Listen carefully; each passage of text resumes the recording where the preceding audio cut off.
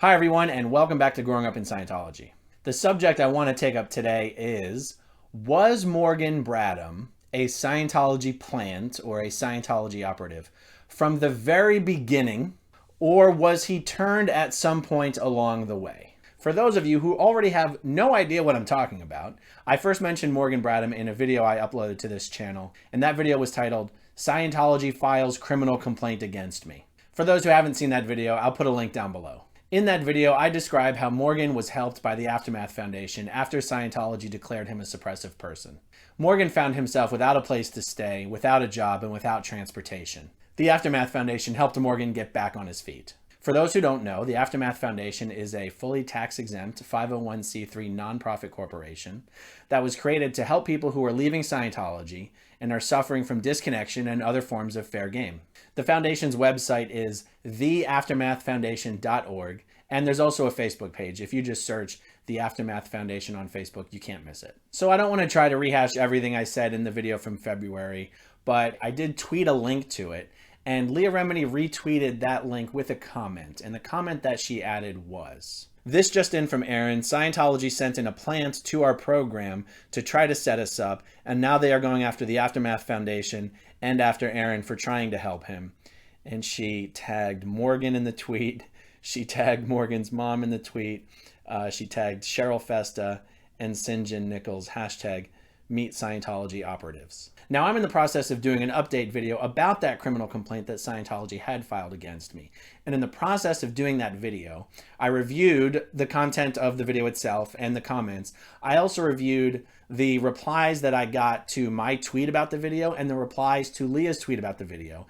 And in the process of going through all this, I realized there may have been a misunderstanding. There may have been a misunderstanding about whether Morgan was a Scientology plant from the very beginning, or whether he was turned at some point along the way. And this misunderstanding led to further questions about whether the Aftermath Foundation had made some mistakes or omissions in vetting Morgan's story in the first place. In other words, whether Scientology had successfully been able to infiltrate the Aftermath Foundation with one of their own operatives. So in advance of my upcoming update about the criminal complaint itself, I wanted to put out this shorter video clarifying whether Morgan had been a Scientology plant from the very beginning or whether he had been turned along the way. And the simple answer is that Morgan was not a Scientology plant from the very beginning. Scientology succeeded in turning Morgan, and they did that after the episode of Scientology and the Aftermath had already been filmed. Although Morgan had agreed to appear in Scientology the Aftermath, he actually almost backed out before the episode even filmed. At the time, Morgan was working at a restaurant as a waiter, and his schedule for the week was published once a week on a particular day. And when the production company contacted Morgan and I to let us know the filming was on, they'd only given us 3 days notice. So literally they contacted us 3 days later, we were supposed to be on a plane. But what happened was Morgan's schedule had already been published for that week. If he had been contacted before the schedule was published, he could have gone to his boss and said, "Hey, I need my schedule worked around this way." But it didn't work out that way. So he already had his schedule set for the week. Then he found out, hey, in 3 days, you've got to be on a plane to LA. And Morgan said, "I can't do it." He said he couldn't afford to miss the work. He estimated that between flying there and then shooting and flying back, he'd probably miss 3 days of work, and that he just literally couldn't afford to miss 3 days of work. Well, this was a problem because A&E and Slauson Productions and IPC, they don't allow anybody appearing on the Scientology and the Aftermath show to be compensated in any way. It would bring the credibility of those who appear onto the show into question, and there was just no way in hell Morgan was going to be able to be compensated for his missed work hours. But Morgan was adamant. He didn't want to ask for his schedule to be changed because he didn't want to be fired. But even if he thought he wasn't going to be fired, he didn't want to ask for the time off because he couldn't afford the time off. He said, "I cannot miss these days of work and make my rent payment next week." And on the other hand, you had the producers who were saying, there is no next week. We film this now or we film it never. We're not filming it later. Now, I personally, as a board member of the Aftermath Foundation, wasn't going to let an opportunity slip by for the foundation to get national exposure on an episode of Leah's show. So I asked Morgan, "Well, Morgan, how much are you going to make these 2 or 3 days of work that you're going to miss?" And he said $300.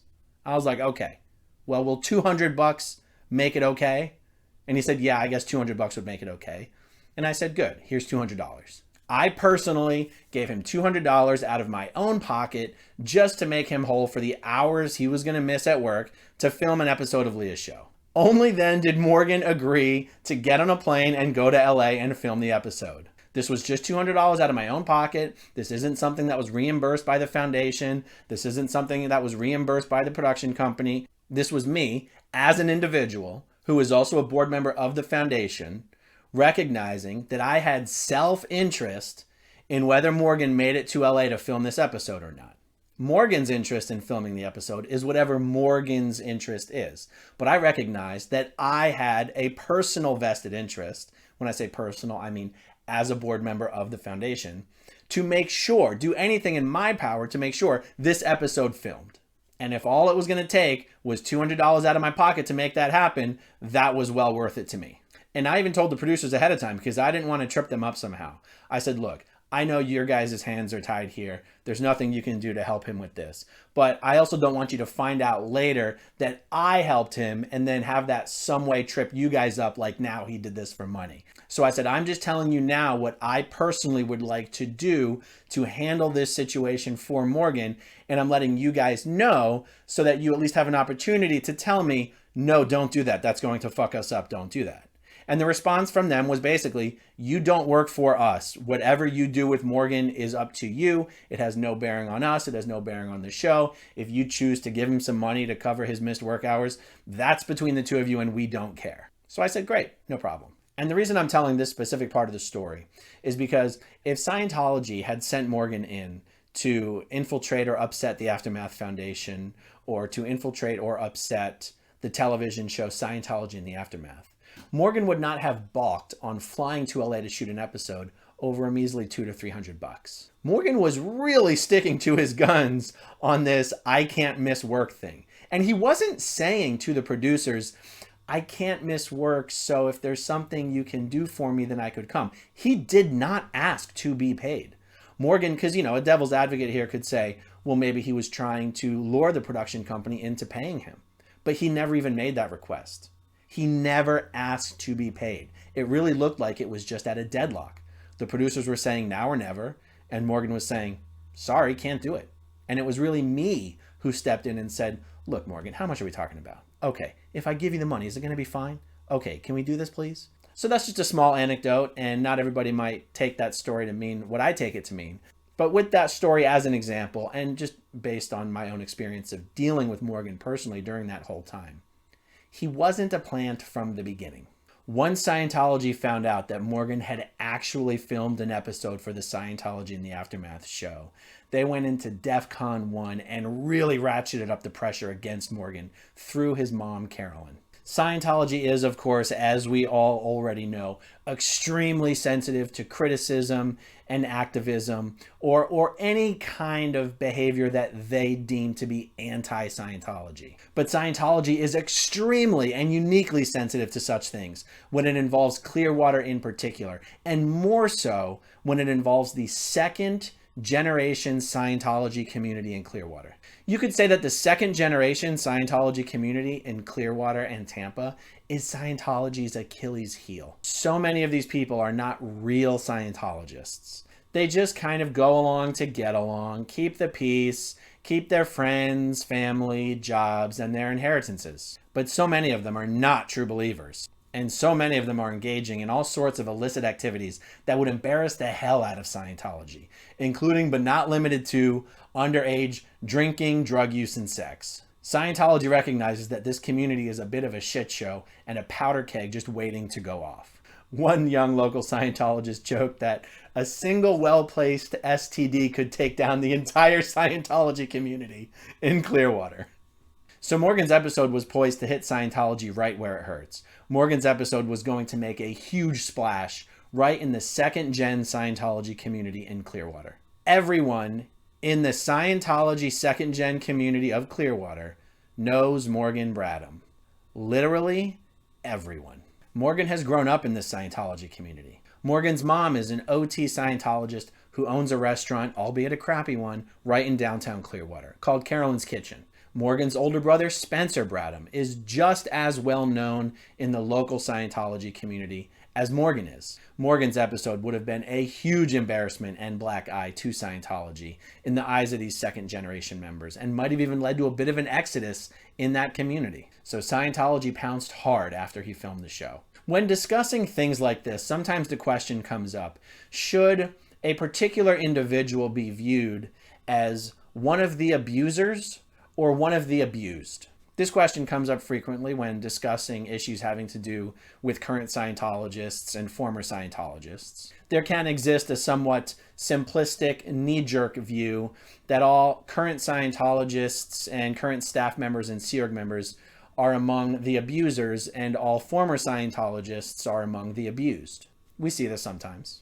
There can be a more nuanced view where the vast majority of Scientologists or staff members or Sea Org members are seen as being among the abused, and where only the higher-ups in the Sea organization are viewed as being the abusers. There can also be an even deeper view, where all second-generation members, regardless of how high up in the organization they may be or may have managed to get to, are in fact victims of their upbringing.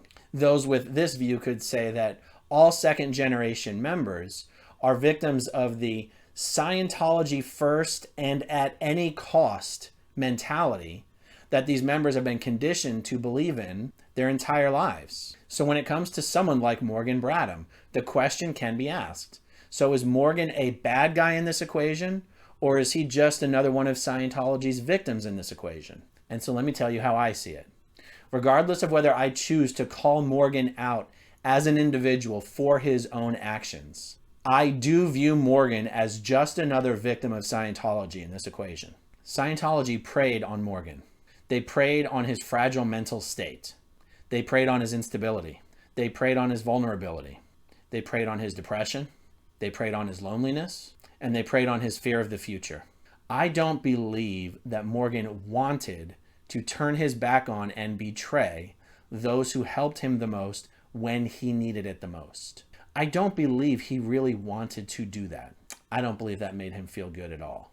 But as Scientology does, it put Morgan in a position where, at least for him at that time, for his own self, it was the least shittiest of all the shitty options he felt he had before him. And I realize I may be being generous.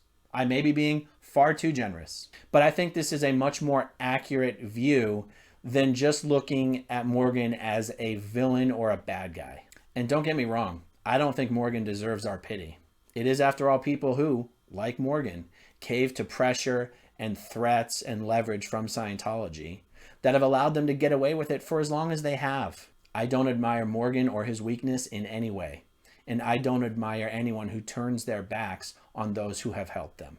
But I at least wanted to clarify this fact that Morgan wasn't a Scientology agent from the beginning. He is just someone who was able to have his weakness exploited by an organization that is expert at doing just that. And so with all of that said, if anybody would like more information about the Aftermath Foundation, please go to the website, theaftermathfoundation.org. You can sign up as a volunteer, or you can make a donation if you'd like. Being a volunteer for the Aftermath Foundation really just means that if somebody is leaving Scientology in your area, that you would like to at least be notified of it in case there's a chance you might be able to do something to help. So it's a very small commitment. In fact, it's not really a commitment at all. It's just a commitment to be informed if someone in your area does need help. And if you're in a position to be able to help at that time, then you at least have the opportunity to do so. So if you're interested in that, just go over to the website. The instructions are pretty clear. And I should also note that damn close to 100% of the donations to the Aftermath Foundation go directly and only to helping people leave Scientology. I have to say damn near 100% because it does take some money to keep our annual state registrations up to date. But you can be sure none of the board members or any of the other staff, we pay someone a very small amount of money every month to take care of all of our social media platforms. But none of the board members of the foundation receive even a penny for all of the time and effort that is spent helping people through the Aftermath Foundation. All funds donated are in very good hands at the foundation, and the funds go towards very good work. As I record this now, we were just able to help another second generation member leave Scientology, get on their feet in the outside world, despite disconnection, despite the fair game. That story hasn't even been told yet. That person has agreed to tell their story, and hopefully we'll have it ready for you in the next week or two. All right, everyone. For those of you who watched until the end, thank you so much. And that's all I got for now. Talk to you guys soon. Bye. Okay, if you want to see my rock and roll songs, click right on this guitar. And if you want to see a different one of my videos,